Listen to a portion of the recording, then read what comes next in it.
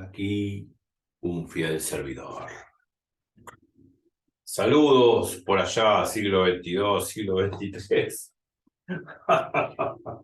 Espero que exista el mundo y espero que pueda seguir progresando la humanidad, pero para bien, no para mal.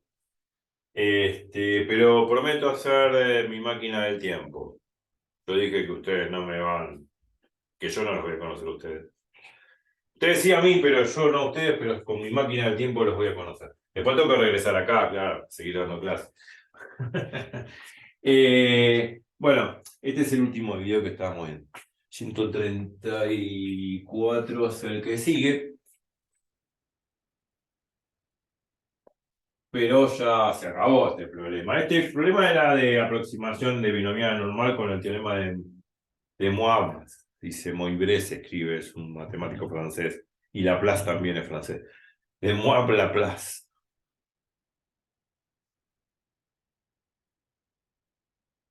Sí, de Moivre. En realidad el teorema de Moivre. Bueno, no importa. De Moivre, pues de Moivre se dice, de Moivre. Gran matemático. Bueno, se debe a los dos. Laplace también estudió esto, que si bien es mucho mayor que 10, la muestra es mayor que 10 de una variable aleatoria binomial, tiene por p mayor que 5, la variable k, o sea, la variable discreta binomial, se aproxima a una distribución normal con esperanza n por p es la esperanza de la binomial, y n por p por 1 menos p es la varianza de la binomial. Se hace así, porque si bien en el video anterior era imposible calcular con n igual a 1200 combinatorias, había que calcular un montón de términos para calcular la probabilidad a través de binomial, la probabilidad de que k sea mayor o igual que 30.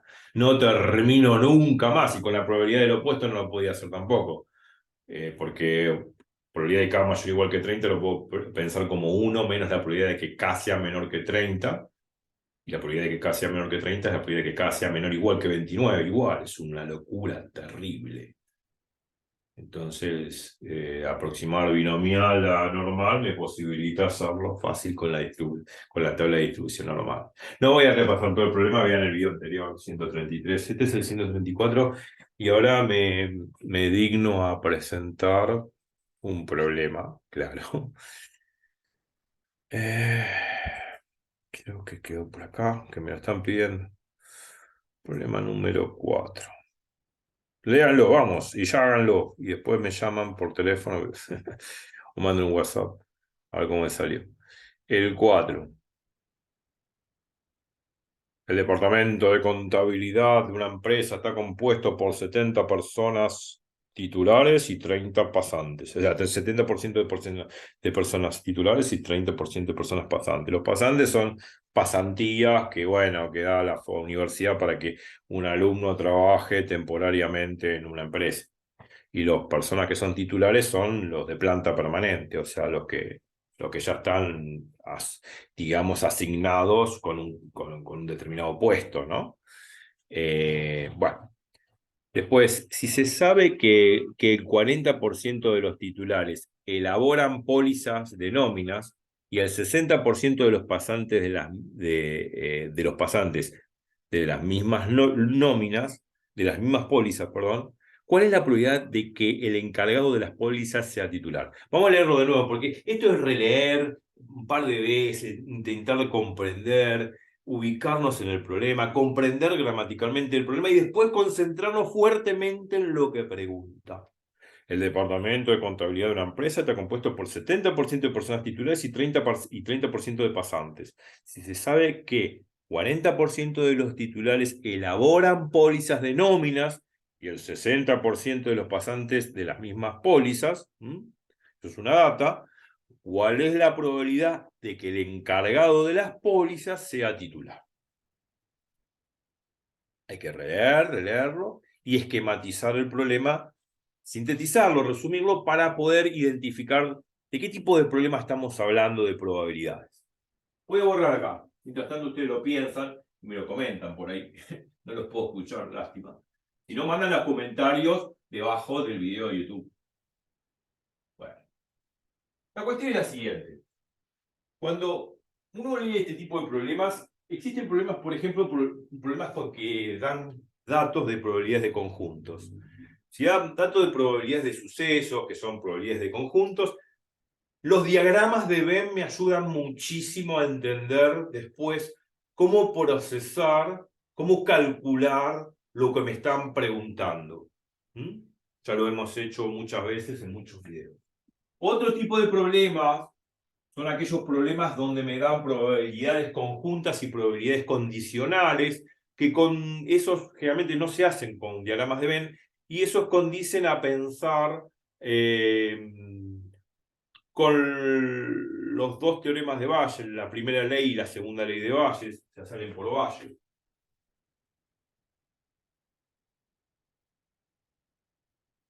Y esos son los dos tipos de problemas de probabilidades. Algunos que dan probabilidades de conjuntos, probabilidades de sucesos, entonces se pueden hacer por diagramas de Venn. Pero si el problema me da probabilidades condicionales, entonces seguramente sale por Bayes, por la primera y la segunda ley de Bayes. Por lo general es así.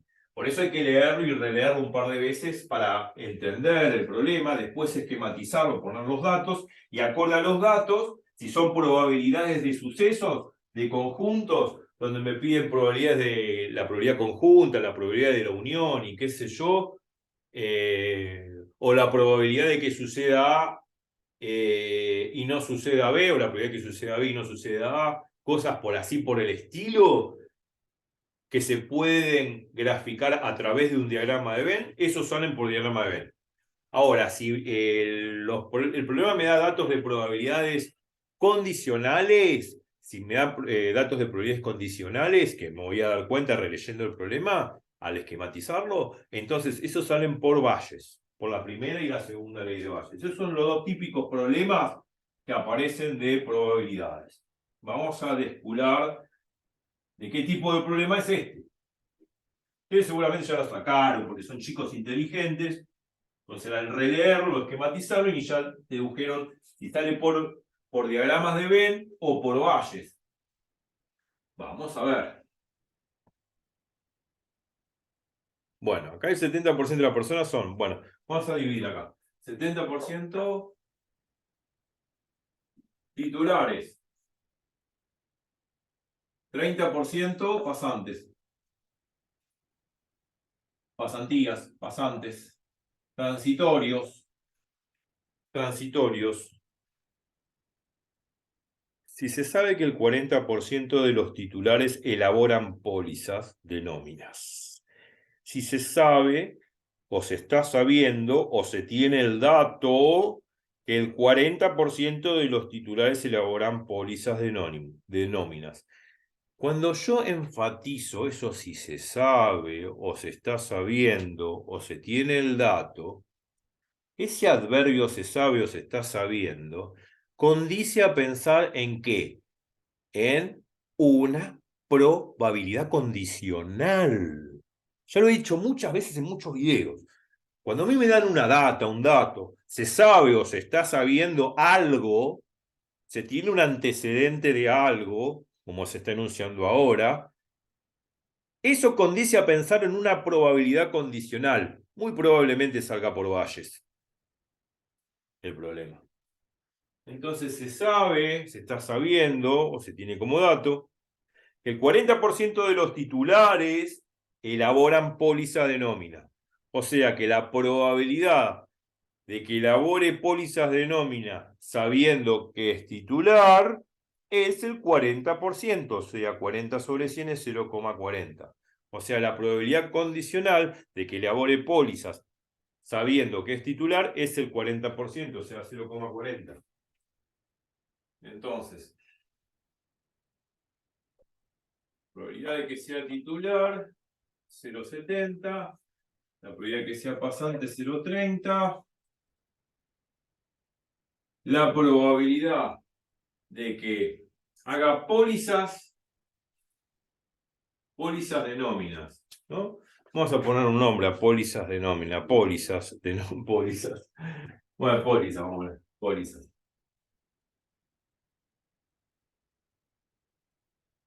Sabiendo que es titular, es un 40%, o sea, 0,40. Y después sigue Lo mismo, pero con los pasantes.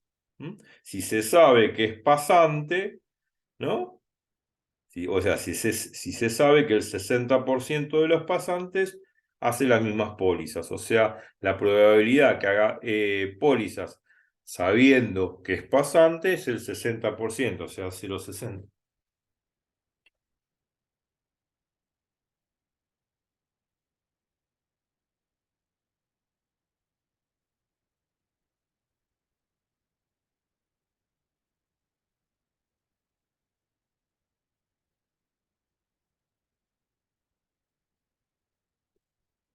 Bueno, la pregunta ahora sí hay que concentrarse en ella.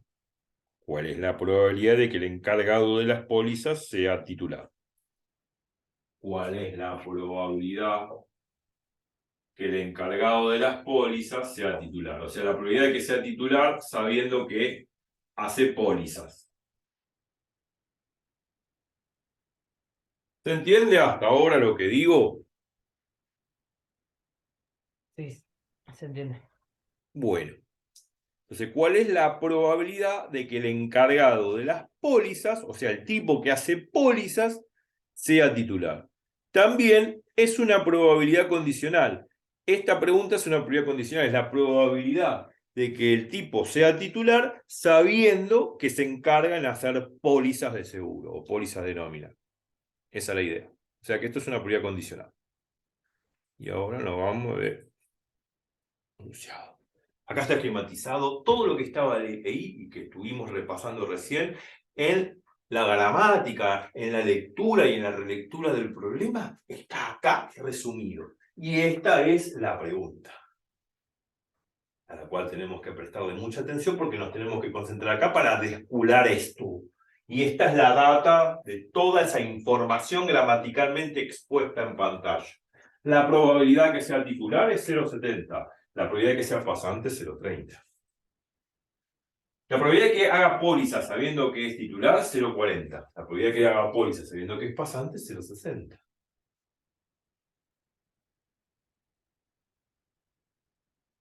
Me pregunta la probabilidad de que sea titular sabiendo que hace pólizas. O es un encargado de pólizas. Eso es lo que me pide. Entonces, me concentro acá. Me pide una probabilidad condicional. ¿Qué es lo primero que atino a hacer?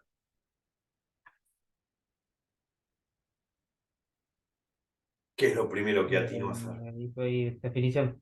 La probabilidad de No, T póliza sobre la probabilidad de póliza. claro, claro. Es eso. La probabilidad conjunta. Algo que hay que usar esta fórmula. La probabilidad de A intersección B es la probabilidad de A sabiendo que B por la probabilidad de B. Esta es la definición de probabilidad conjunta, como siempre. Entonces, podemos pensar que la A de nuestra definición de probabilidad conjunta, la A hace las veces de T, de trámite, la B, que es el condicionante, hace las veces de póliza, y bueno, escribo la fórmula, la probabilidad de que trámite y póliza es la probabilidad de que haga trámites sabiendo que pólizas, o sea, perdón, que haga trámites, que sea titular sabiendo que hace pólizas, perdón, que trámite, que sea titular sabiendo que hace pólizas, por la probabilidad que hace pólizas.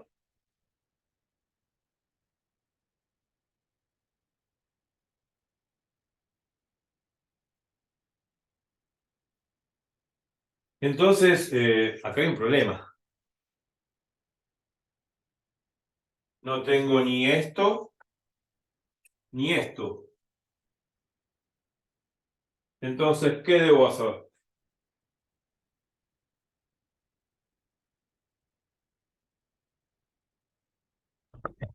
Eh, claro, dar vuelta, pasarlas. Vuelta. O sea, así. eh, Pólizas.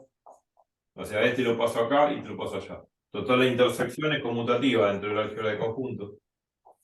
Pero eso lo hago justamente para dar vuelta a esto. Porque al dar vuelta a esto, me queda así.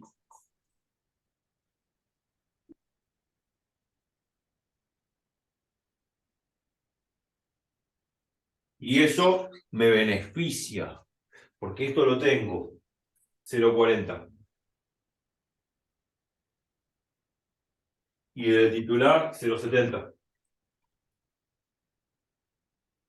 Y como al dar vuelta la intersección no cambia, porque en el álgebra de conjunto la intersección es conmutativa, este conjunto es igual a este, por ende estas dos probabilidades son iguales. Como los dos primeros miembros son iguales, los dos segundos miembros van a ser iguales.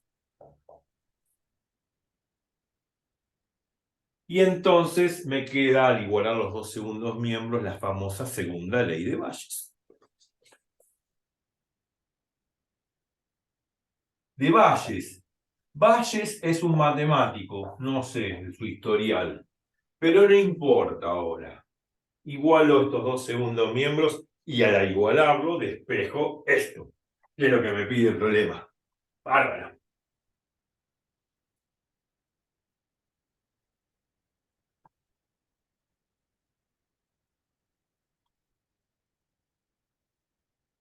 No, necesito imprimir algo y no me anda ninguna de las dos impresoras. ¿Qué tenés que imprimir? Voy a imprimir algo que si no lo llevo pierdo. ¿Qué cosa? Yo llevo una hoja que tengo unas tablas que me van a servir y sin eso Ahí que se escucha. no me anda ninguna de las dos impresoras. Se escucha por ahí algo. Bueno, va a decir cuando Mándamelo que te lo imprimo. ¿Pero por qué no te andan? no sé. Estás en... Perdón. Bueno, hubo un interrumpo ahí, una discusión entre medio y tuve que hacer un paréntesis y detener la grabación al archivo. Estaba igualando los dos segundos miembros. En un momento empecé a escuchar murmullo y paré la grabación. Igualo los dos segundos miembros que están acá. Y al igualarlo, tengo que despejar esto que está aquí. O sea, esto. Esto que está multiplicando lo paso dividiendo. Entonces, la probabilidad de que pólizas, sabiendo que t, la probabilidad de t, sobre la probabilidad de pólizas. Bueno, y ahí está. Y ahí tengo que calcular. Bueno, lógicamente ya tengo los datos. Esto es 0,40. La probabilidad de que sea titular 0,70 dividido la probabilidad que haga pólizas. Bueno, la probabilidad de que haga pólizas no lo tengo de dato. No tengo este dato. No está aquí. Entonces, ahora sí voy a borrar esto porque la pregunta es, ¿cómo calculo la probabilidad de que haga pólizas?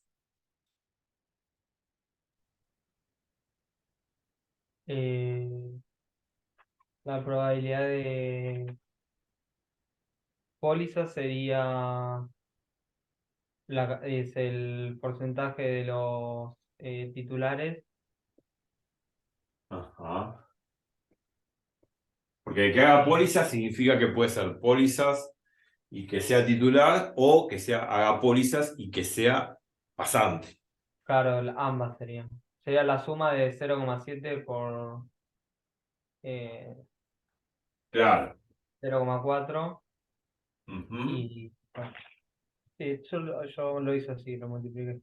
Sí, en realidad tiene que ver con la primera ley de Bayes, que es la probabilidad total de Bayes. La que estoy borrando es la segunda ley, la que me posibilita igualar estas dos cosas y despejar lo que me pide.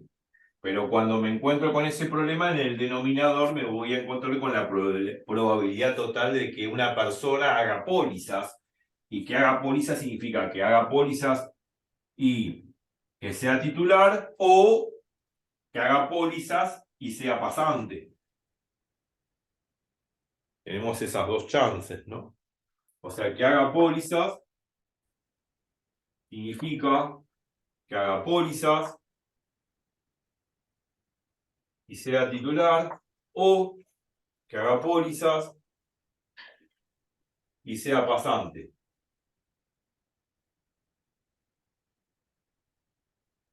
Entonces, la probabilidad de que haga pólizas es la probabilidad de que haga pólizas y sea titular, o que la unión que haga pólizas y sea pasante. Ahora, acá hay una O, ¿no? Ahora, estos dos sucesos, que haga pólizas y sea titular y que haga pólizas y sea pasante, ¿son disjuntos o no? Son independientes. No, una cosa es disjunto y otra cosa son independientes, son dos cosas diferentes. La pregunta es, yo tengo que ver la probabilidad de la unión.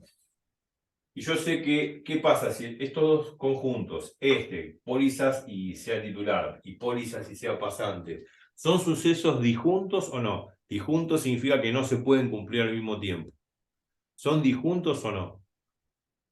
No.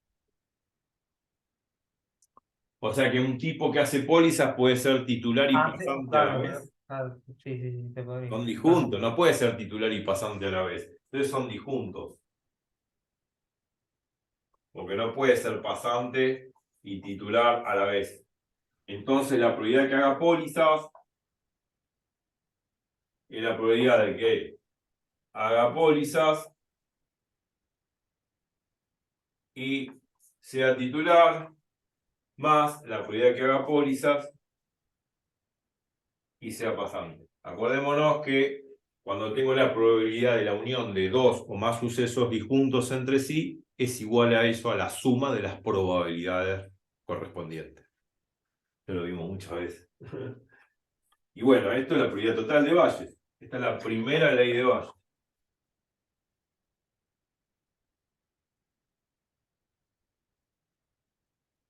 Bueno, esta probabilidad conjunta es la probabilidad que haga pólizas, sabiendo que es titular, por la probabilidad que sea titular, por definición de probabilidad conjunta, y esta otra probabilidad conjunta, por definición de probabilidad conjunta, es la probabilidad que sea haga pólizas, sabiendo que es pasante, por la probabilidad que sea pasante. Bueno, esto va a ser igual a 0,40. Esto es la probabilidad que sea titular, 0,70. La probabilidad que se haga póliza sabiendo que es pasante es 0,60. Y la probabilidad que sea pasante es 0,30. Bueno, listo. Hay que hacer esta cuenta, claro, ¿no? Acá hay un más. Esto. 0,40 por 0,70 y hay más 0,60 por 0,30. Da 0,46. Para esto que estoy borrando acá es la suma de eso. 0,40 por 0,70, ¿no? 0,60 por 0,30. Bueno, no sé, esa cuenta hay que hacerla y no sé cuánto da. 0,46. 0,46. 46. ¿Todo? Sí, todo. Todo. Este cociente vale 0,46. No, o sea, la multiplicación de abajo, o sea, la Ah, cantidad de poli. bueno. 0,4 por 0,7 y 0,4. Bueno, no sé cuánto da 0,60 todo. daría. 0,60. ¿Cuánto da todo? 0,60. 0,60. Sí. Bueno, aproximadamente el 60% de probabilidad. 0,60. Hay un 60% de probabilidad de que la persona elegida al azar, sabiendo que hace pólizas, sea titular. Este cociente da, ¿no? 0,60, ¿no? Sí, todo. Bueno, hay un 60%, 0,26, o sea, se elige una persona al azar y se sabe o se está sabiendo que hace pólizas, la probabilidad de que sea titular es de un 60%. O sea, de cada 100 tipos que yo tomo y sé que hacen pólizas, de esos 100 tipos que tomo, 60 es muy probable que sean titulares. ¿Me explico? Sí, entiendo. Esa es la interpretación, porque la mina puede preguntar igual, interpretame el resultado. Bueno, el resultado siempre se interpreta como una fracción, 60 sobre 100. Significa que de cada 100 tipos sabiendo que hacen pólizas, de 100 tipos que hacen pólizas, es muy probable que 60 de esos 100 tipos sean titulares. ¿Me explico? Sí, se entiende. Bueno, y ya está. Listo. Voy a seguir construyendo mi máquina del tiempo. Así puedo ir al siglo XXII y XXIII y mucho más allá. Después hay que problema si puedo regresar, claro. Bueno, pero la idea es esa. Hicimos todos los problemas.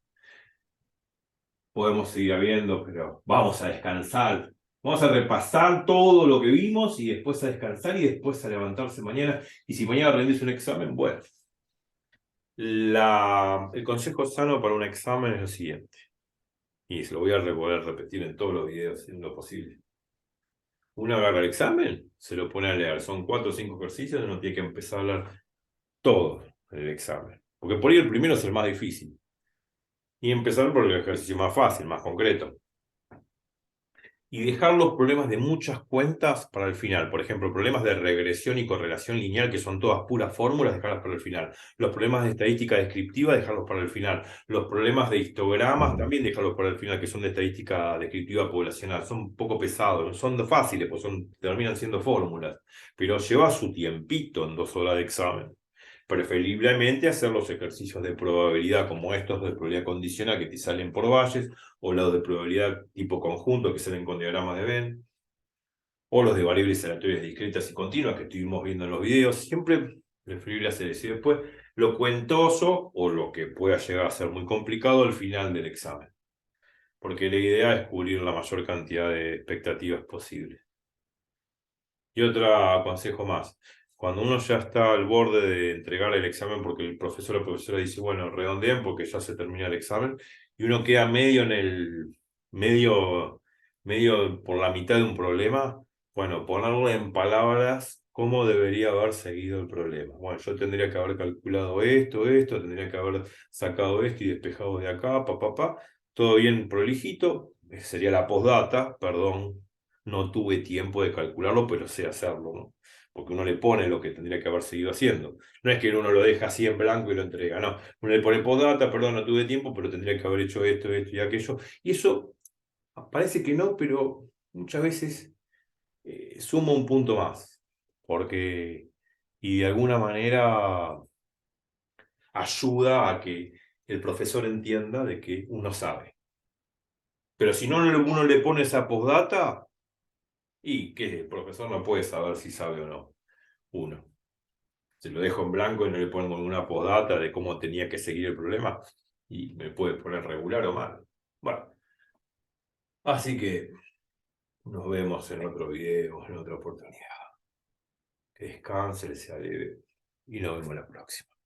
Chau, chau.